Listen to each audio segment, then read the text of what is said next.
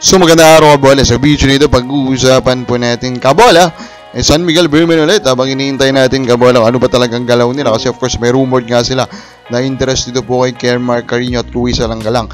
Mag-suggest tayo ng trades. So may hindi pa na-subscribe, pakipindot naman po yung subscription button. Dito naman sa comment naman fans. Malyaring Max Carinas, pa-shoutout naman idol. Thank you so much.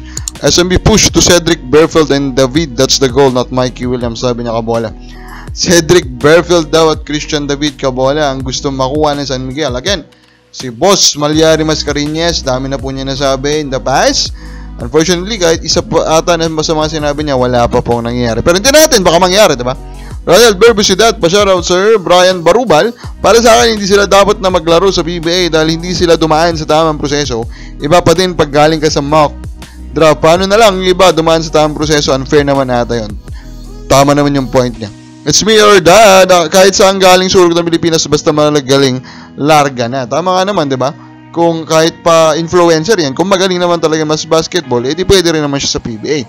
Then, Stanley Medina, makakalaro lang ang mga vlogger sa PBA kung merong special team para sa mga panggulo, sabi niya kabola. So, panggulo lang po yung mga vlogger. Almost all of them naman kabola, pero kung merong isa dyan, na may quality, may karapatan din naman siya maglaro. Now, may article po ang Spin recently asking bakit wala kabola na nagtatry daw na kunin si Marcus Cousins, di ba? Knowing the name value kabola, bakit nga ba kaya wala nagsumubok na kumuha ni Marcus Cousins? I think the number one reason dyan will be the payment, di ba? Kabola, malamang sobrang mahal po ni Marcus Cousins, especially one tournament mo po siya babayaran, that's around 2 to 3 months. And even now, kabola, na marami sa anong mga pwede bumuha sa kanya, like Converge, di ba?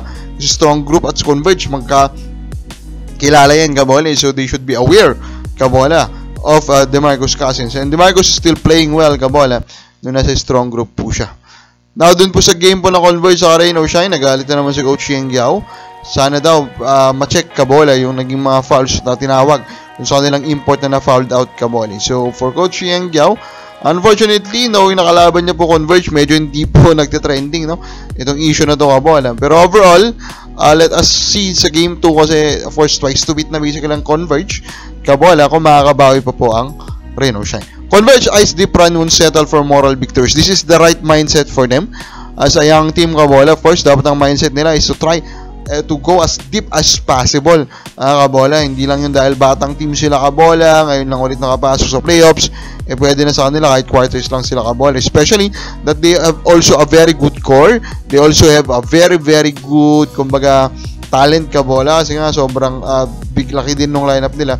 Dapat hindi ganun-ganun lang po sila kabola na susuko.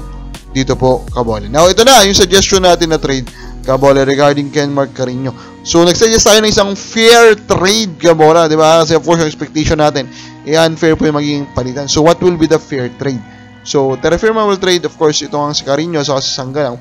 In exchange for Avan Nava, a first round pick, 2025 first, kabola.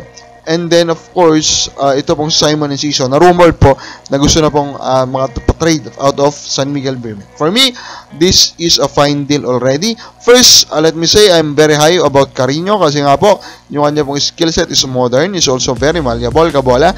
Ito yung mga klase ng skill set, kabola, na malayo po ang mararating.